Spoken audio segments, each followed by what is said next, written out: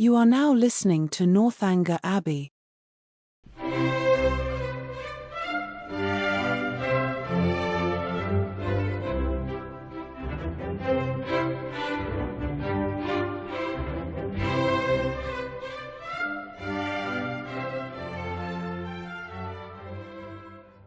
Chapter 2.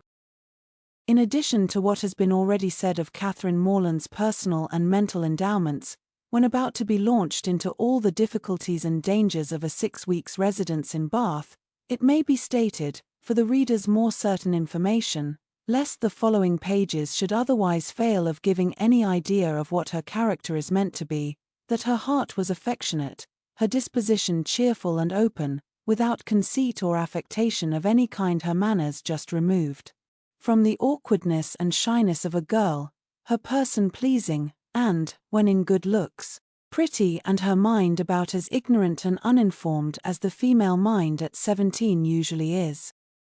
When the hour of departure drew near, the maternal anxiety of Mrs. Morland will be naturally supposed to be most severe.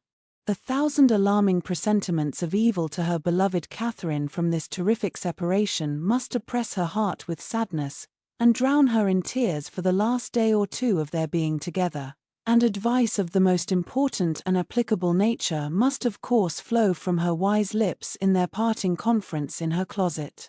Cautions against the violence of such noblemen and baronets as delight in forcing young ladies away to some remote farmhouse, must, at such a moment, relieve the fullness of her heart. Who would not think so? But Mrs. Morland knew so little of lords and baronets, that she entertained no notion of their general mischievousness, and was wholly unsuspicious of danger to her daughter from their machinations. Her cautions were confined to the following points. I beg, Catherine, you will always wrap yourself up very warm about the throat, when you come from the rooms at night, and I wish you would try to keep some account of the money you spend. I will give you this little book on purpose. Sally, or rather Sarah, for what young lady of common gentility will reach the age of 16 without altering her name as far as she can, must from situation be at this time the intimate friend and confidant of her sister. It is remarkable, however, that she neither insisted on Catherine's writing by every post, nor exacted her promise of transmitting the character of every new acquaintance, nor a detail of every interesting conversation that Bath might produce. Everything indeed relative to this important journey was done, on the part of the Morlands, with a degree of moderation and composure, which seemed rather consistent with the common feelings of common life, than with the refined susceptibilities, the tender emotions which the first separation of a heroine from her family ought always to excite. Her father, instead of giving her an unlimited order on his banker, or even putting £100 bank bill into her hands, gave her only 10 guineas, and promised her more when she wanted it. Under these unpromising auspices, the parting took place, and the journey began. It was performed with suitable quietness and uneventful safety. Neither robbers nor tempests befriended them, nor one lucky overturn to introduce them to the hero. Nothing more alarming occurred than a fear, on Mrs. Allen's side, of having once left her clogs behind her at an inn, and that fortunately proved to be groundless. They arrived at Bath. Catherine was all eager delight. Her eyes were here, there, everywhere, as they approached its fine and striking environs, and afterwards drove through those streets which conducted them to the hotel. She was come to be happy, and she felt happy already. They were soon settled in comfortable lodgings in Pulteney Street. It is now expedient to give some description of Mrs. Allen, that the reader may be able to judge in what manner her actions will hereafter tend to promote the general distress of the work, and how she will, probably, contribute to reduce poor Catherine to all the desperate wretchedness of which a last volume is capable, whether by her imprudence, vulgarity, or jealousy, whether by intercepting her letters, ruining her character, or turning her out of doors.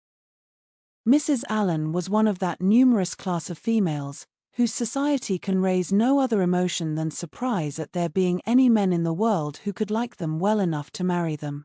She had neither beauty, genius, accomplishment, nor manner. The air of a gentlewoman, a great deal of quiet, inactive good temper, and a trifling turn of mind were all that could account for her being the choice of a sensible, intelligent man like Mr. Allen. In one respect she was admirably fitted to introduce a young lady into public, being as fond of going everywhere and seeing everything herself as any young lady could be. Dress was her passion. She had a most harmless delight in being fine, and our heroine's entry into life could not take place till after 3 or 4 days had been spent in learning what was mostly worn, and her chaperone was provided with a dress of the newest fashion. Catherine too made some purchases herself, and when all these matters were arranged, the important evening came which was to usher her into the upper rooms. Her hair was cut and dressed by the best hand, her clothes put on with care, and both Mrs. Allen and her maid declared she looked quite as she should do. With such encouragement, Catherine hoped at least to pass uncensured through the crowd. As for admiration, it was always very welcome when it came, but she did not depend on it. Mrs. Allen was so long in dressing that they did not enter the ballroom till late. The season was full, the room crowded, and the two ladies squeezed in as well as they could. As for Mr. Allen, he repaired directly to the card-room, and left them to enjoy a mob by themselves. With more care for the safety of her new gown than for the comfort of her protégée, Mrs. Allen made her way through the throng of men by the door, as swiftly as the necessary caution would allow. Catherine, however, kept close at her side, and linked her arm too firmly within her friend's to be torn asunder by any common effort of a struggling assembly. But to her utter amazement she found that to proceed along the room was by no means the way to disengage themselves from the crowd. It seemed rather to increase as they went on, whereas she had imagined that when once fairly within the door, they should easily find seats and be able to watch the dances with perfect convenience. But this was far from being the case, and though by unwearied diligence they gained even the top of the room, their situation was just the same. They saw nothing of the dancers but the high feathers of some of the ladies. Still they moved on, something better was yet in view, and by a continued exertion of strength and ingenuity they found themselves at last in the passage behind the highest bench. Here there was something less of crowd than below, and hence Miss Morland had a comprehensive view of all the company beneath her, and of all the dangers of her late passage through them. It was a splendid sight, and she began, for the first time that evening, to feel herself at a ball. She longed to dance, but she had not an acquaintance in the room.